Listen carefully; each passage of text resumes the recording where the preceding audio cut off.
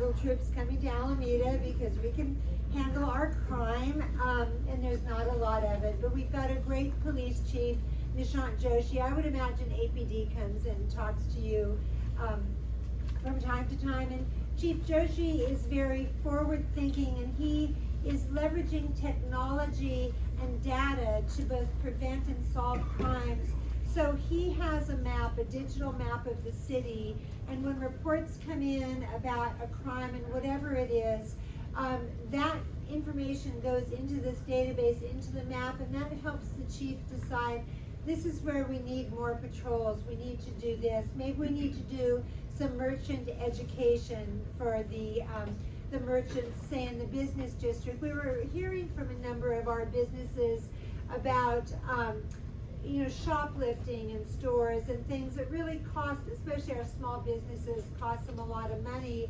So the chief started a new program with a district liaison officer to our business districts, and also a bicycle detail. I don't know if you've been out and about, you might have seen on Park Street, Webster, or even at South Shore Center, these officers on their bicycles can get in and out and just pursue someone even on a bike, but just that presence. A foot patrol is nice, but a bike patrol can cover more territory faster, and that was an innovation of Chief Joshi, and that's more your low tech, more the the hands-on sort of thing. But the technology aspect that I was talking about helps him decide where to deploy resources, and we're seeing good results because last year, 2024, crime was down 13% from 2023. So we just, we've got to be smart. None of our police departments in the Bay Area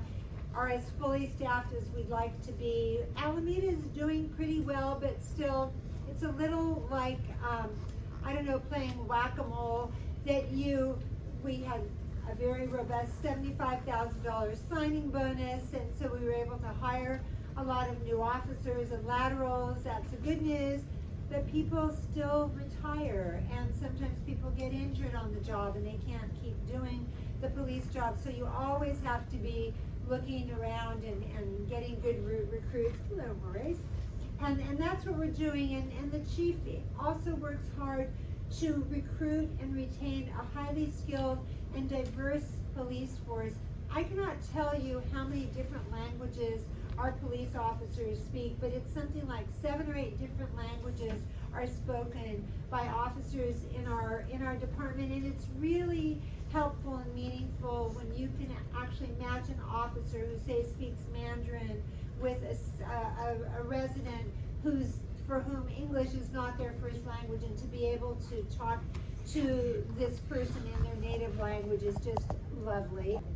The other services that we strive as a city to provide excellent community services, and one of our very vibrant, successful, active departments is Alameda Recreation and Parks Department, and we're here in a facility of ARPD, and the Senior Center is one of many of our Recreation and Parks Department programs, and we just keep getting better. As a city, Alameda is well parked, and I'm not talking about parking your car, but as far as there are statistics about how many parks you need per capita, per square footage.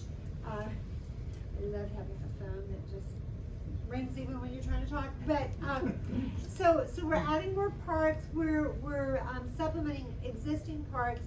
We are currently designing, and the plans are underway. The site is being prepared for our first ever aquatic center that is city run.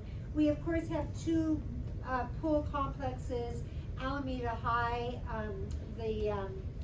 Maurice, Alameda High's swim center is called I just went blank, but Emma Hood. And then there's Encinal on this side of town. But those are joint ventures with the school district, and our programming schedule has to work around the school schedule and PE and swim team and all that. Now we're going to start building an aquatic center at Gene Sweeney Park, which I hope you all know about, and it's right in the middle of the city, and it's just going to be a great location for not 1 but 2 pools, and it's going to be a great resource. So swimming and water activities is something we can all do at any age and level of ability. So I hope you'll all get out there and check it out when it's open. And then we are currently constructing the second phase of Estuary Park, which is, if you know where the Target is and you were facing Target, it's off to the left that way.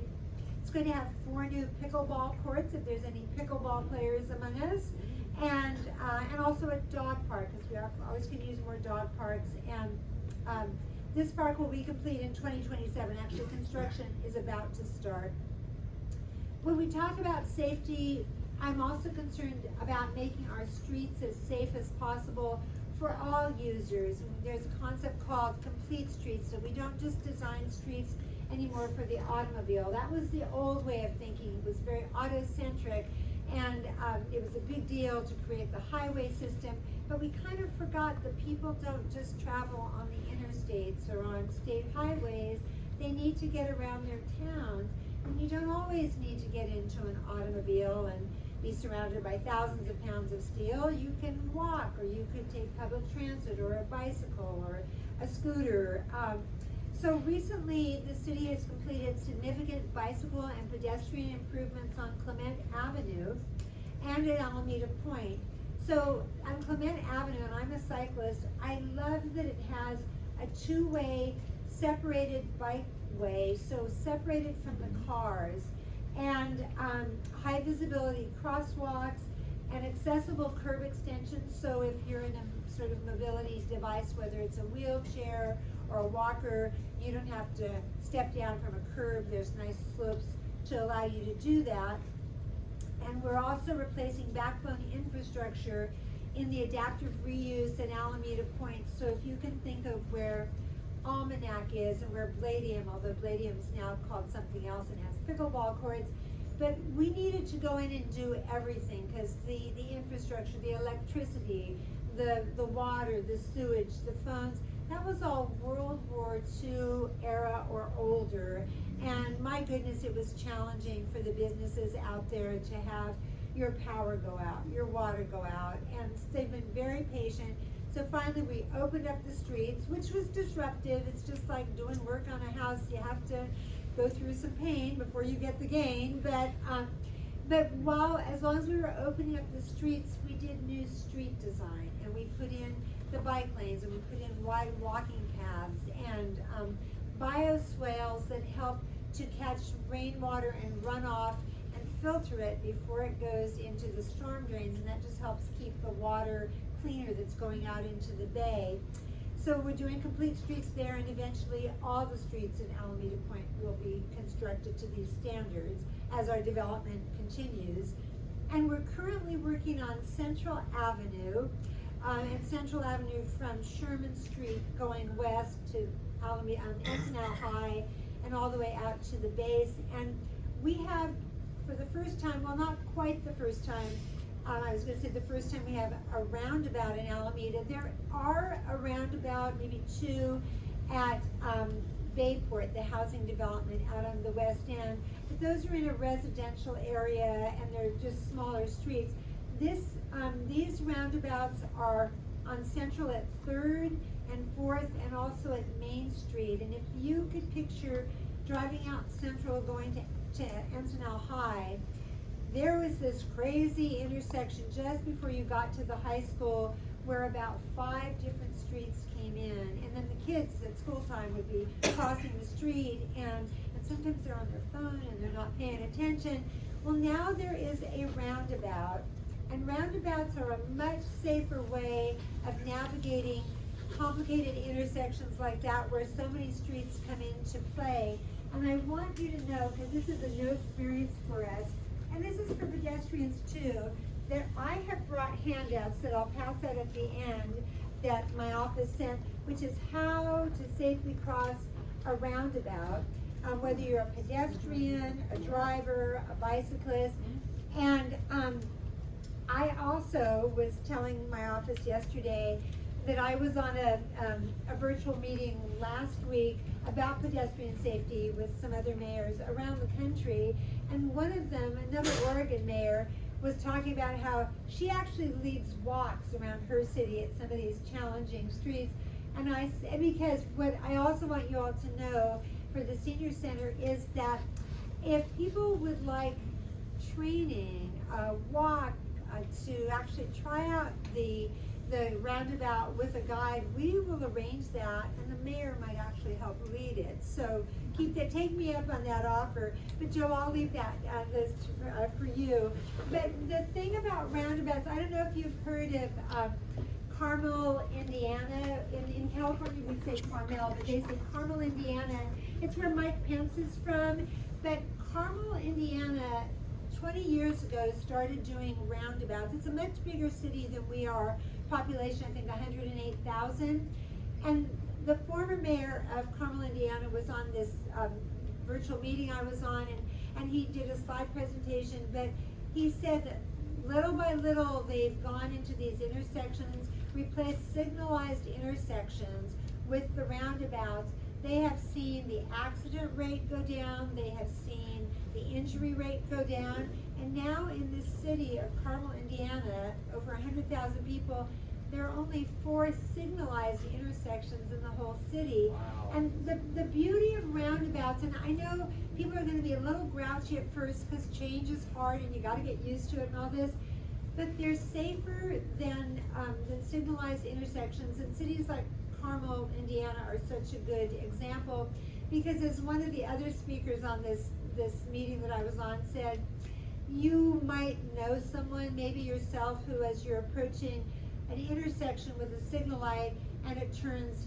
orange or yellow, you might know someone who's accelerated to get past the line before the light turns red.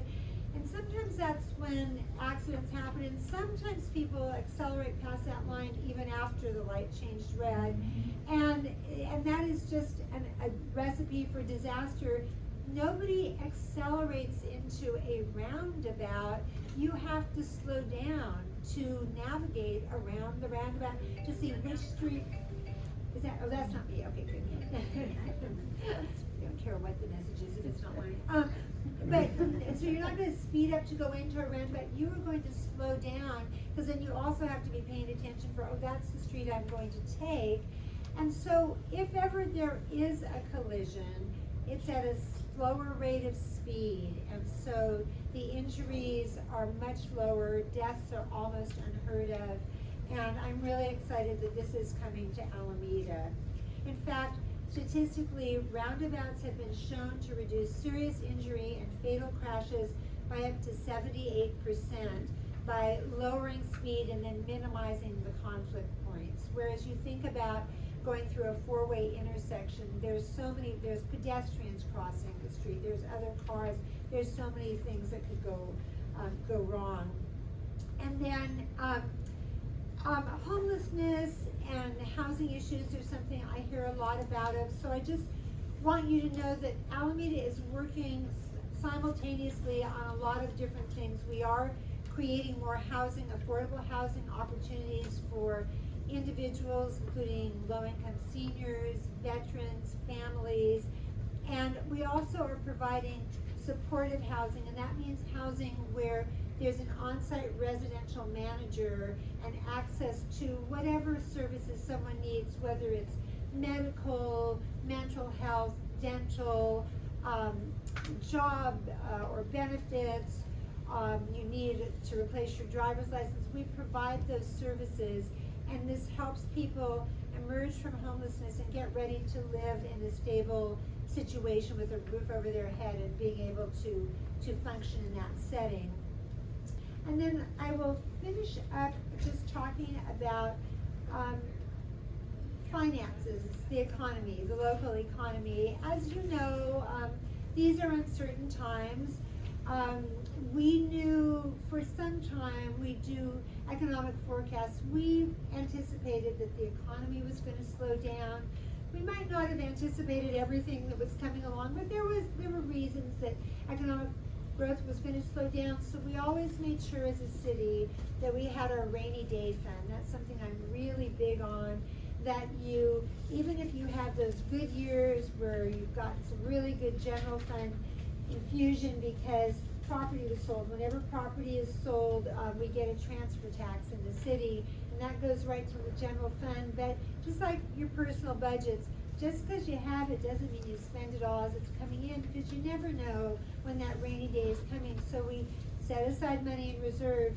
We set aside money to pay down our pension obligations to our folks on pensions. You know, we can't talk about public safety and how important it is to have a fully staffed police department and to have firefighters that show up when you need them 24/7, and then cheat them out of their retirement benefits when they retire. They deserve to have those benefits, that pension that they was part of their employment agreement to be there when they retire. And so we've been doing that all along, and that's a good thing, because we are now in a little slower economic growth. Property values in our city are staying high. Property values are still good, but when it comes to the housing market, people just aren't selling, in part because, and some folks who are now empty nesters might have more house than they want or need, but you gotta live somewhere, and then the choices for where to downsize are limited, and they're expensive too, and so people are staying put. We're just not seeing a lot of turnover in the residential market, but when those homes do sell, they go for more than the asking price, so that's a good thing. But we adopted a 2-year budget, we planned for an economic downturn, and so far, thankfully, let's knock on wood, Alameda has been able to avoid any layoffs. We have not had to lay off our staff. We keep a pretty lean amount of staff as it is, but you know, other cities have not done as well. But we need to remain cautious. These are very uncertain times with what's happening at the federal level. We have not gotten all the federal funding we were anticipating for some of our programs. Some programs were just cut altogether, and we have to find other ways of funding them. Others we're waiting to hear whether or not we're getting money. So we are just taking a very serious look at making sure we prioritize the kinds of projects that will keep us safe from disaster. We want to make sure that we are safe from a flood or from fires or earthquakes. We need to have that good infrastructure in place to do that. And we work on that every day. And so then, to all of you who are here, I just want to thank you for being part of MASTIC. It's such a great way for you to stay connected with your community. I really admire the programs MASTIC puts together. You're learning, you're engaged, and you know, if you want to be engaged further, and probably some of you already are, there's always volunteer opportunities, such as, well, right here with MASTIC, but also the food bank. FAWS, our wonderful Alameda Animal Shelter. And you know, the animal shelter now operates not one but 2 thrift stores. One is Thrifty Kitty right on Webster, and the other I think is called Diggity Dog, I think on Pacific, just off of Webster. Those 2 places are all volunteer run, so everything, all the proceeds that come from the sale of donated goods go into supporting the animal shelter. And so if you ever want to donate, if you ever will donate or volunteer, they are always looking. There's Meals on Wheels, and we always need people to train to become certain volunteers and to just know how to be prepared for an emergency. You may have heard of, and you may have even ridden the little yellow shuttle called Woodstock. Yeah, some of you have, that runs from Bahal Circle Immigrant Park, which is just behind the Target, and it goes over to Jack London Square in Oakland, and it is now more than a year old, but even before it hit the 1-year mark, Little Woodstock, that carries 36 passengers and 12 bicycles, wheelchair, stroller at a time, had carried 100,000 passengers just in less than a year. So it's been very popular, and now the schedule has been expanded. It runs Tuesday through Sunday, and I'm leaving a stack of schedules. So I hope if you haven't tried Woodstock already, that might be a fun field trip. So with that, I will open the floor to questions. Well, let me say one thing. Okay, sure. I'm going to hold on to these, not pass them out, because there's not enough for everybody. Okay. So if you want to schedule when we're done, just come on up and get one. Yeah. Okay? Yeah, and we'd like to open up for And questions. if you need more, Joe, just let us know, and Sarah will get you more. Yes, sir. Today I want to respond, find a follow-up on a question that's already been asked you. Okay. And a woman named Karen Manuel a few days ago, you Yes. might have, and asked you a question, what's the plan? And the plan was about, we're having a lot of impacts ICE. from the federal It's about government. ICE, right? And you asked our assistant city manager, Amy Woolridge, Yeah. to respond. And I got a copy of their response, and I read it. And it talked a lot about, we're gonna support the state and Governor Newsom's guidelines for what to do when we have, and we're not gonna, it's not our job to cooperate or facilitate the ICE people if they come to our community. But you know, to me, and several other people have talked, that's not enough. We don't. What is it you want? What? What is it you want? What are you looking for? And tell Well, me your name. Tell me your name, please. What I want. Your name. Henry Henry. Bird. Hi, Henry. I'm Okay. sorry, I should have introduced myself at Nice the to meet beginning. you. Yeah. You know, this is something I think about as a mayor on a daily basis. I talk with my fellow mayors. I was back in Albuquerque, New Mexico, I think the week before last at a national conference with mayors. Here is the answer, and it's not simple. We are a sanctuary city, which means that our police department is going to focus on the public safety of everyone. That means that our police officers are not going to go around and approach you because your skin is dark, or I heard you speaking Spanish, and say, could you please show me your papers to verify that you're a U.S. citizen? We are not going to do that. There is no way we're going to do that. That is in our sanctuary city policy. However, if you, and I don't care who you are, commit a crime in my city, we're an equal opportunity police force, and you will be apprehended for whatever it is. However, what we won't do is then to find out your immigration status, and before you're released, notify the federal authorities. Now, am I going to trumpet that from the rooftops, Henry? Am I going to recommend that the city council reissue our sanctuary city policy ordinance? I am not, and the reason I'm not is it would be a really dumb thing to do. And the reason it would be not only dumb but dangerous to our city is that this administration, and vindictive is a fine word to describe it, is using tools like AI to scan databases to see what cities are sanctuary cities. We are one, but we're not trumpeting it. I was in Albuquerque, New Mexico, lovely mayor, Tim Keller. Was a great host.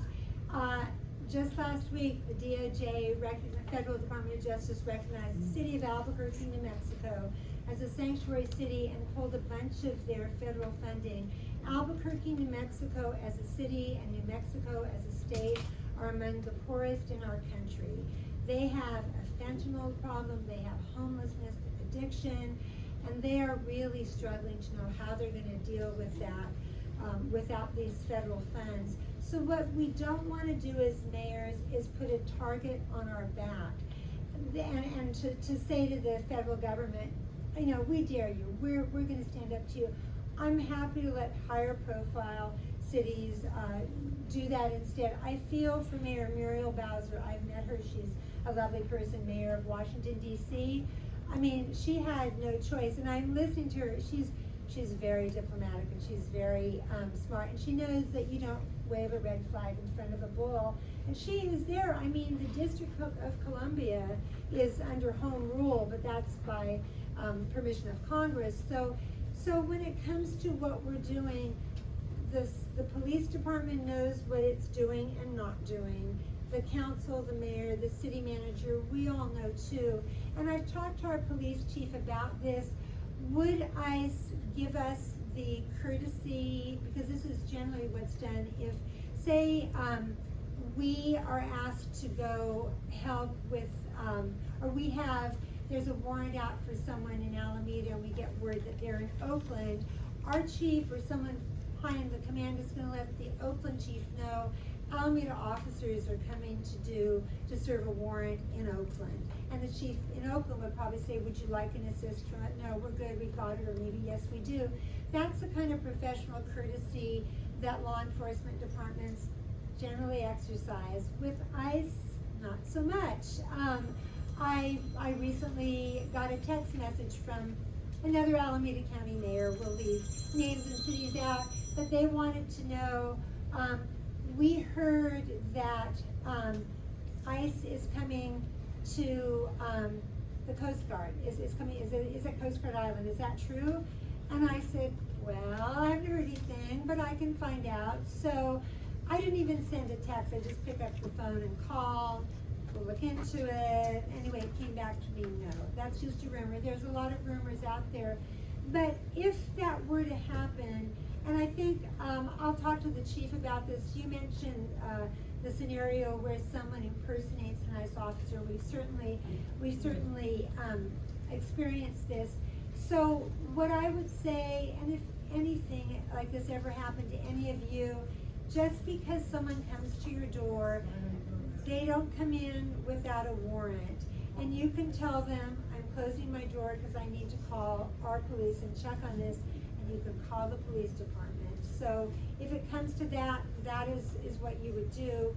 But right now in Alameda, I would never say never, because you just never know. This is not a predictable administration.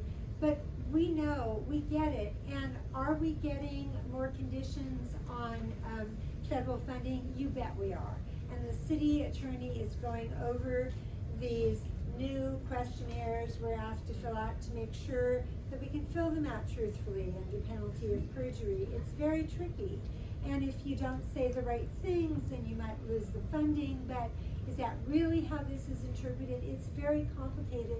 So what I want our residents to know, and I'll talk to Karen Manuel personally if she wants to sometime, is yes, we've got this, we've got your back. We're probably even farther ahead than you are, but I know, I read the news too, until I can't read it anymore because it's just so upsetting. I stop about noon and then I just go on to something else. But that we've got this. What we don't need to do is put targets on our back. We don't need to show how politically correct we are because we're going to say this and do this.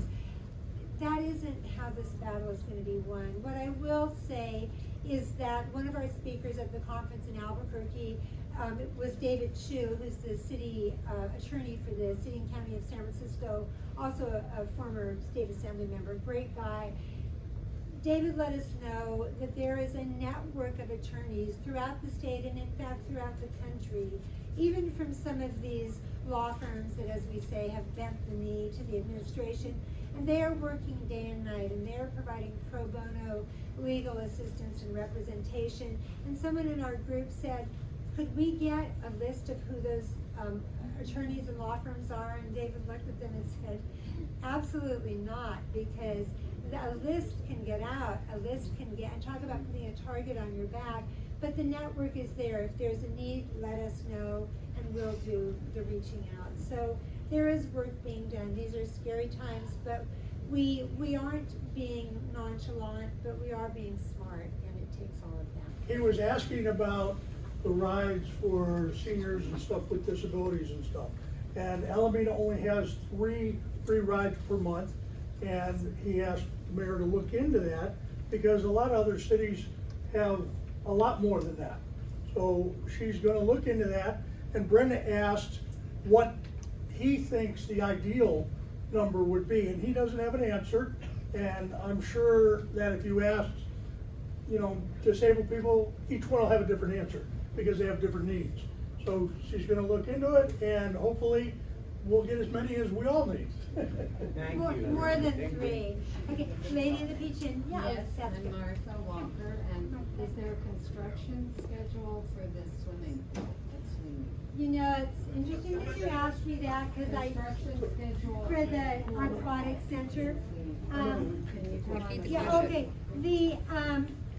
I don't have the answer. I had emailed my communications director yesterday and said, I need some dates for some of these, and she didn't send me the aquatic center one. And I texted her before I came in the door and she hasn't responded. That's another one I will, get to Joe and he'll get back to you. Yes. And Are you a thank- swimmer, Martha? Yes, can you guess? That's great. And thank you very much for all that you're doing. Oh, thank you so much. Thank you. Here in front of me. What areas of funding have we lost? Well, okay, oh yeah. The question is, what areas of funding have we lost? Federal funding, I'm Yeah. assuming you're asking, right? Yeah. So we get something that's called CDBG, which stands for Community Development Block Grants. It comes out of HUD, the Department of Housing and Urban Development, and it supports things like our shelters for women and children who are victims of domestic violence, for our Head Start programs, for things like that. For whatever reason, and it's a formula, and so based on your population, based on the programs, this is what we're entitled to. We sent off our request and it came back, and it was, I mean, not a lot, but like $16,000 short. But that $16,000 we then had to do without. That's on the low end of things. The one that really pains me, and I every day I'm trying to figure out ways to backfill, short of printing money in the basement or something, but we, Alameda's an island, as you know, so we're very vulnerable to sea level rise, to groundwater rise. And yet we want to make sure that the things we do to address these issues don't have unintended negative consequences to our neighbors. We don't want to build a dike for Bay Farm Island that floods the runways of the Oakland International Airport. That's not being a good neighbor, and it would impact us all. So we have amazing staff at the city, and one of our amazing staff is named Danielle Mealer. She's got 2 young sons, but Danielle is our sustainability and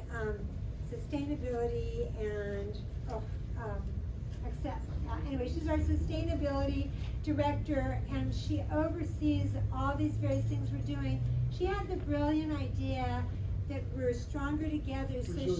Resilience. Sustainability and resilience. Thank you, Joe.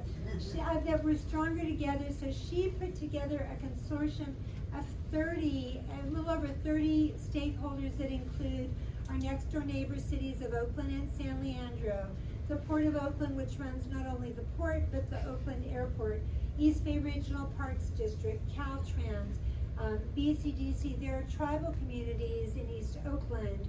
And anyway, 30 different stakeholders. They meet on a monthly basis. They came up with solutions that would protect all their communities in different ways, because there's not a one-size-fits-all solution. And they knew they were stronger together for applying for funding. So they applied to the federal government, FEMA, for something called a BRIC grant, B-R-I-C, and I never remember what it stands for, but it's to address climate change and sea level rise kinds of threats. And they successfully applied for and were awarded $55 million in the Biden administration. That's the good news. The bad news, when the new administration came in, they said, this is bogus, we don't need this sort of thing, and they got rid of the program. And with it, that sucking sound you heard was $55 million. I mean, we had signed the agreement to accept it. So trust me, everywhere I go, when I was talking to the President Pro Tem of the State Senate, I said, you know, we lost this $59 million. He suggested some state funding, but he said, don't think we've got a budget deficit in Sacramento. We're not gonna backfill $55 million. And we're not looking for that much from the state. I met someone in Albuquerque who's with the program. I need to reach out to her this week. So that was a really hard hit. And then when I was talking to Henry, right? So there's a project where Lincoln, Marshall, and Pacific come together near where, if you can think of, I think it's Alameda Community Learning Center, ACLC is, and that is one that needs a roundabout and a bunch of other mitigations, because a lot of school kids cross there. So we had received $60 million grant from the Federal Department of Transportation, and the city's putting in $4 million. It's a $20 million project. and we signed the agreement and sent it back to, and again, in the Biden administration, sent it back to DC. And just now, last week or so, we got back a different agreement asking us to agree to this, that, and the other thing. And that is specifically what I was saying the city attorney is now looking over, because we want that money, we need that money. We don't have $16 million lying around on a shelf or something, but we want to make sure that we can answer these things truthfully, and so it's complicated. So those are some examples. Yeah. Gentleman here. Yes, the tube project is coming up. Yes. And so I'm wondering what the city is doing to anticipate that, what some of the actions are in response. Yeah, we're gonna need to do just Could you lots repeat of. the question, please? Oh, I'm Okay, so they're sorry. back here. There is work being done, coming up on the tubes, both the tubes, the Posey tube that goes to Oakland and the Webster Street tube, or is it the other way around? Anyway, one goes to Oakland, one comes back in. Let me just, and so what's the plan? How are we, because it is for the next 12 to 18 months going to involve some single tracking where only one lane is open. Sometimes overnight the tube will just be closed, but we do this now, overnight closures for cleaning and maintenance. But what's the plan? Because this is a long period of time. So let me just quickly explain the reason for this project. I will say that I have been involved in this project for more than 20 years because back when I was a planning board member, before I was elected to the city council, before I was elected to be mayor, this project was under study and it was just so contentious and we got so much pushback, a lot of it from Oakland Chinatown, whereas ironically this is a project that will benefit Oakland Chinatown when it's done, but it's, you know, politically things sometimes take a long time and this was a poster child for that. Finally, it's happening, but the communication hasn't been the best. But the reason it's important is that if you think of coming through the tube to go to Oakland, you come through the tube, you turn right on 7th, you go down to whatever that street is, Jackson, you turn right again, and then you turn right to get onto the freeway on-ramp, and you go right over the spot where you just came out and turned right, and right again. This will take you straight and a quick left turn onto a new freeway on-ramp. And we're gonna get rid of the one, well, Caltrans gonna get rid of the one that's there now. But besides just streamlining the traffic, the health and safety benefit of that is, you will notice there are no signalized intersections. We talked about roundabouts, but the poor folks, and many of them, there's a senior center for Oakland Chinatown on the tube side. Those folks take their life in their hands, literally. Some of them have been hit. And one gentleman was hit and killed, and his son was on the Oakland Chinatown committee when I was part of that, and he just had so much anger about his father's death that nothing was good enough. And I would try to explain that doing nothing isn't going to make the situation safer, it's going to make it worse, but he didn't want to hear from me. But anyway, but the other, besides this pedestrian safety, for the people, especially the children who are breathing those exhaust fumes, because traffic is often backed up, and so exhaust is going into the air. The children of Oakland, Chinatown, and West Oakland have a higher asthma rate than children in other parts of the cities. The seniors have higher rates of pulmonary ailments and heart ailments related to that. So we're getting rid of that by just moving the traffic along faster. So that's what to keep in mind when you're stuck in traffic. But no, we're working, it's something the Alameda County Transportation Commission is working hard on. I have really just about jumped up and down on tables in meetings saying you're not doing enough for Alameda, you're not doing enough for Alameda. Engineers, you probably some engineers in this room, they're wonderful, they're smart, but sometimes I joke that you're not moving chess pieces around on a chessboard. I was at a meeting when they literally said, an engineer, you know, if we just close the tube for 2 weeks, we could cut, you know, months off this project. And that's when I almost jumped up on the table. My hand went up and I said, I mean, again, these are not chess pieces or cans of vegetables we're moving around. These are people who need to get places, both coming and going, emergency vehicles, doctor's appointments, the hospital. I have meetings in Oakland all the time, and for the Alameda Unified School District, 40% of our teachers live out of town, and many of them come through that tube. And Joe's daughter's a teacher, she lives here, but she knows that you can't start a class without the teacher in the classroom, and so many different stakeholders. So we're working on the communications, and we'll make sure we message through Mastic too. There've been some community meetings, there will continue to be more, but I do feel like we have everyone's attention to know that we've got to do this in as streamlined a fashion as possible. Because it's important to do this project, but it's important not to be disruptive. AC Transit needs to keep a schedule, and they need to get through that too. So, how are we doing on time, Joe? We're all right. Okay. Yes, Yeah, okay, he has it. doing right, yes. We were kind of imposter On your position with name. Chico, but we're spending a great deal of time in Alameda. We love Alameda. You said you're from Chico? We live in Chico, Oh, but nice. we like Alameda a lot. And so it's also transportation related. Do you see any changes? I know Alameda doesn't specifically control AC Transit. We use all forms of transit. Our car basically stays where we stay. Good for you. And we use AC Thank you. Transit, BART, and the ferries all the time. Yay. But do you foresee any cuts or dramatic changes to AC Transit? Or- Yeah, thank you. Okay, Joe's gonna repeat the question to save my voice. Thank So you. it was about transportation, and he's asking, does the mayor foresee any projected cuts from AC Transit, BART, any of the transportation areas? So, the answer is, there are changes to AC Transit. They're not so much going to impact Alameda. You may have seen at bus stops and on the buses, they talk about the realignment. That's the program, because AC Transit, like all of our transit agencies, lost ridership during the pandemic. They're still building back up. I love AC Transit too. That's like my means of transportation to go to Oakland or go to BART to go to San Francisco. But I do love the ferry.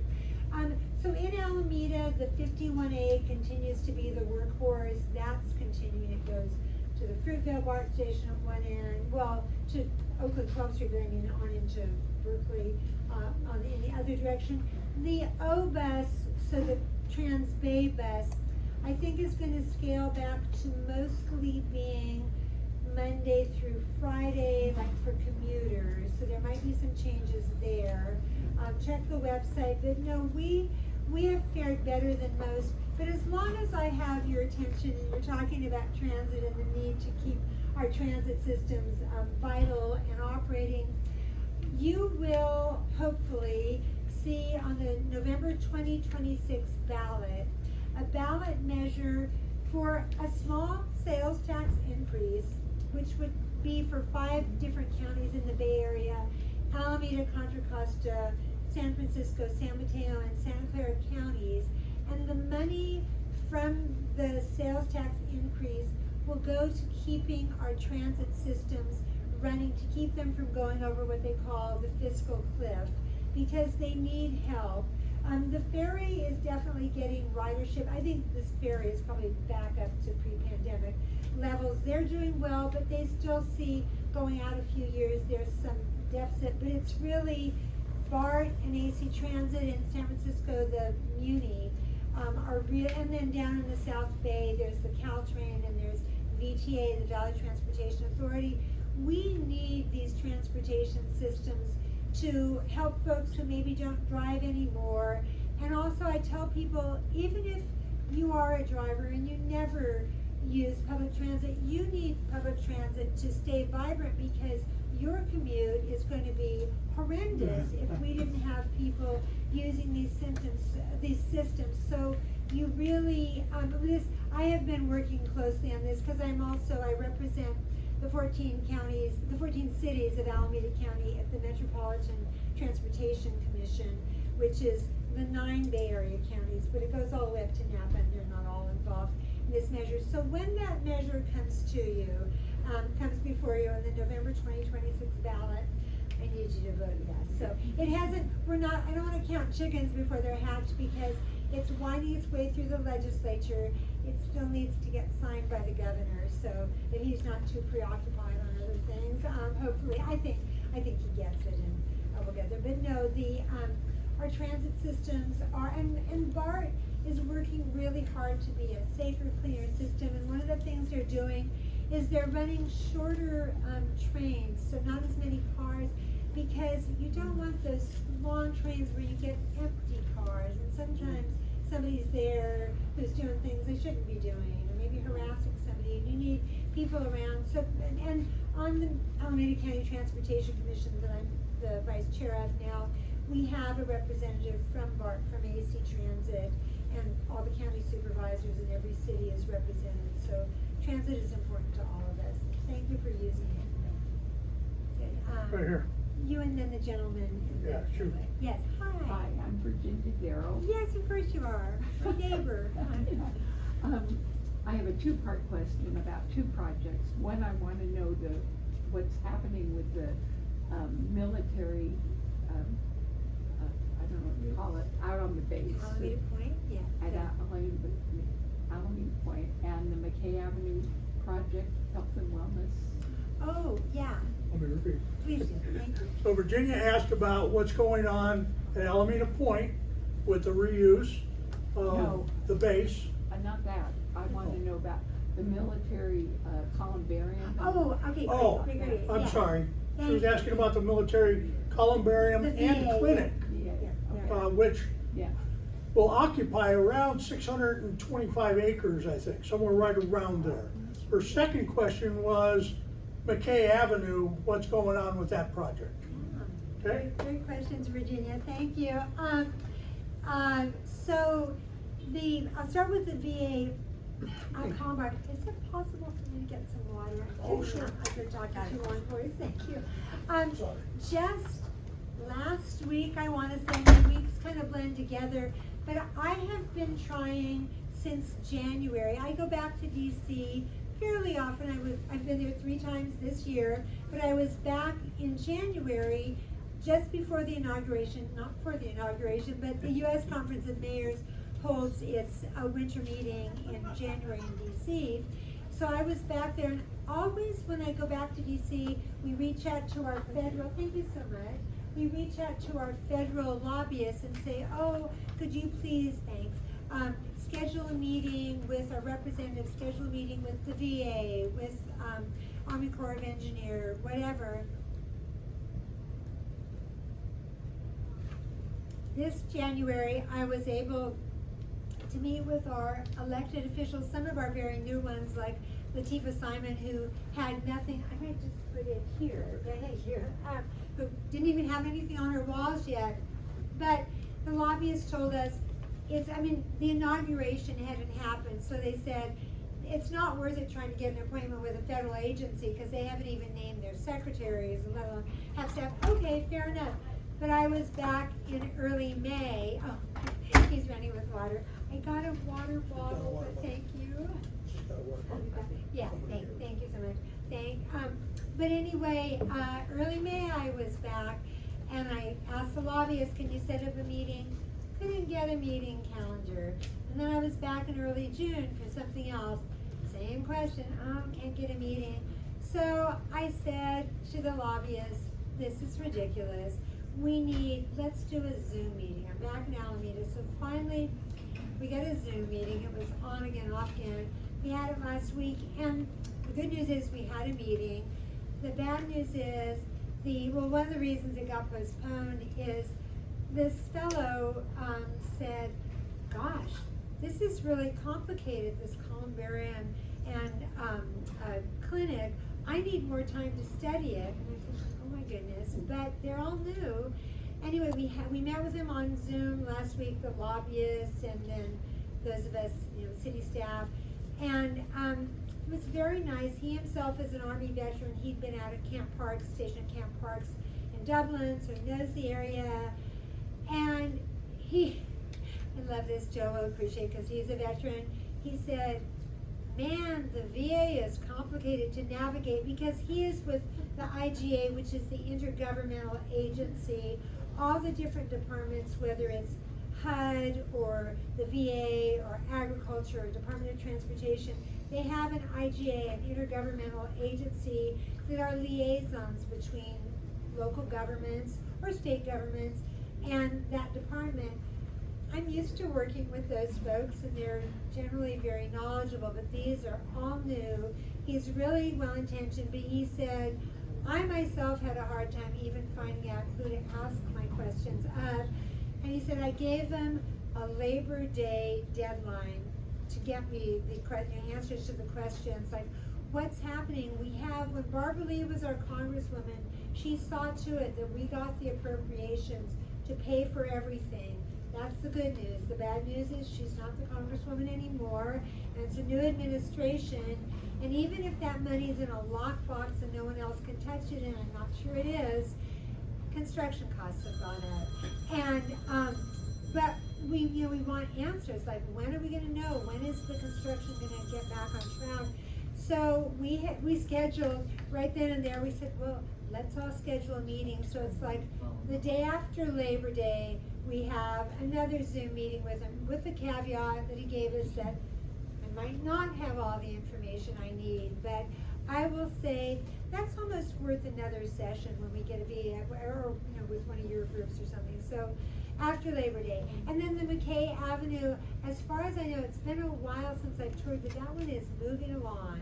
And that's wonderful because it's such an important project. And it's going to be, in addition to assisted living for 100 formerly homeless seniors, it's a clinic, it's a respite center, and then it also has what we call a navigation center that just helps connect people with the resources they need, housing, benefits, sometimes connecting to estranged family members. So that one I'm more hopeful with, and on the VA, we'll get back to you when we know more.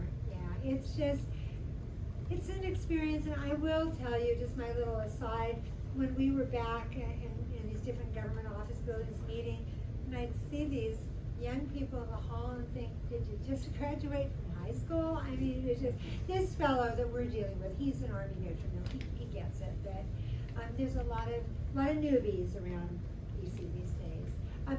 Gentlemen in the windbreaker in the middle, and then I'll go to you after that. And how are we doing? Okay.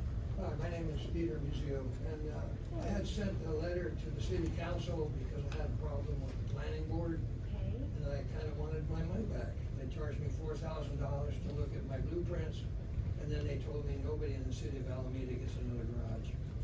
So, Okay. apparently there's an anti-car theory that even new construction now is only gonna get a one-car garage. And so I was kind of flabbergasted about that, and I kind of would like my money back. They charged me $4,000 just to look at the prints. Okay. You want to repeat that, and that's. Yeah, did everybody hear that? No. Okay, so Stephen made plans, Hi, Peter Musio. Peter, I'm sorry. Peter made plans to add on to his garage, and he turned the plans into planning. They charged him $4,000 before they even just said, oh, I'm sorry, we don't allow for any expansions or new garages over one car built in Alameda. That's according to Planning, Building, Transportation District Supervisor. So he's asking what's up and how can he get his money back, because they should have told him that when they were gonna intake his plans. So that's basically the question. While she's writing this down, the mayor's writing this down, she's got some stuff she's going to look into and send back to me. If you put your name and your email on that list when you came in, you all will get an answer to the questions she's looking up and gonna get back to me on. If you don't leave me an email, I can't send you an answer. So please, if you wanna know an answer, sign up on that form. Okay. And I've never heard of that, so thank you for that. And I'm a former builder. Thank you, Peter. I got your information. I know just who to ask about that, and I'll find your contact information. In the blue. Hi. Hi, I I'm Mary Ann Kiley, Hi. and I just want to know whatever happened to that individual who didn't really know a lot about Alameda, but decided that Alameda would be a perfect place for him to develop some kind of innovation center off on the Frontier base. Valley, are we talking Yes, about Frontier Valley? yes. So what's going on with that? Yeah, are you related to Robbie?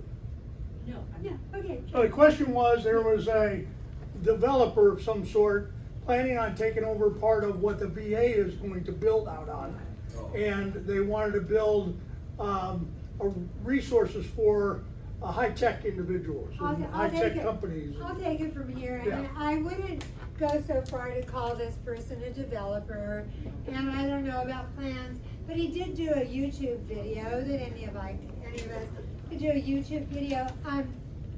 Yeah, one Sunday, a couple months ago probably, I started getting text messages sending me this YouTube video, and I'm watching this guy who could have been one of Elon's Doge bros, but he's going on about this plan. He's gonna ask President Trump to declare an artificial intelligence and AI emergency because we don't have enough AI facilities.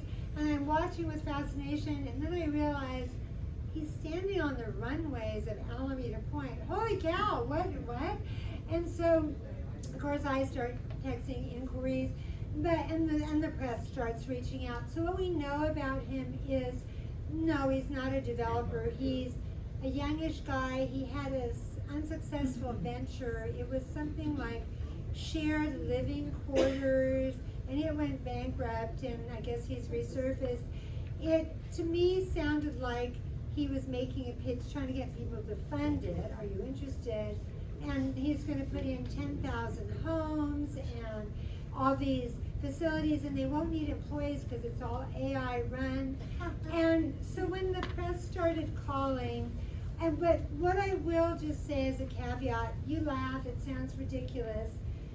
In this day and age, and with this administration in the White House, and saying I'm gonna have the president do that, to your point about the president being vindictive, we don't wanna give him any reason to come looking at Alameda as a way to get even and to say, yeah, because this is federal land. Much of Alameda Point has been conveyed from the Navy to the city.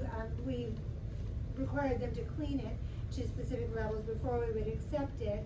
Some of it, like the VA columbarium and clinic we talked about, is what we call a Fed-to-Fed transfer, where Veterans Administration, the Navy, it was a Navy base, Navy conveyed directly to the Veterans Administration. It didn't go through the city. It's not city property. We have an interest on it because we have a lot of veterans that are very interested in those services.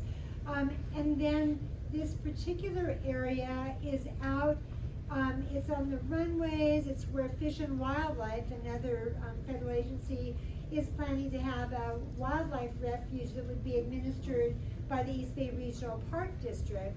But the President of the United States can do a lot of things with the stroke of a pen, as we have found out. So I'm trying to, there's so much that you do in life that is a balancing act, whether you're walking down the street or just in life. And so what I told staff is that we don't want to overplay this. We don't want to give the story more traction, more of a mouthpiece.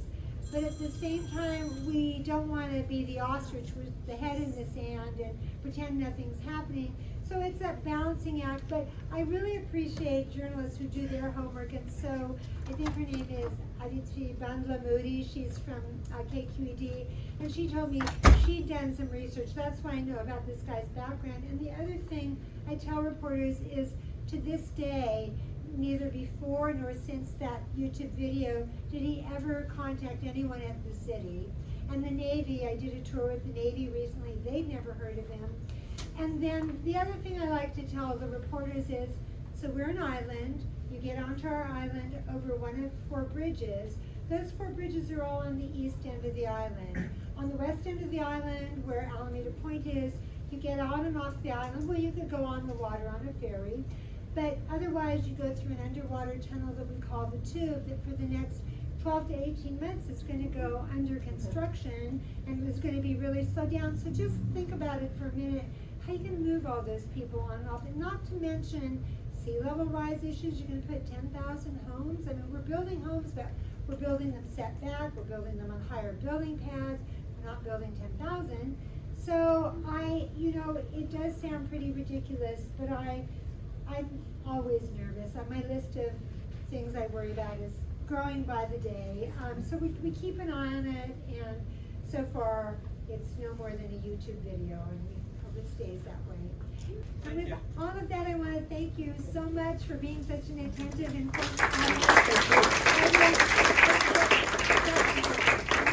to you. I'm taking notes. Now I have to run to my 3 o'clock. I wanna thank her also, but also, she'll probably smack me later, but if you've got another question, Oh, yeah. send it to me, email it to me, I'll email the mayor, and when she gets back to me, I'll get it back to you. Yeah, no, absolutely. What's your email there? Oh, my email is on the back of the forms over here. I might Grab email one. you. But Thank it's you all. US Marine Vet 1.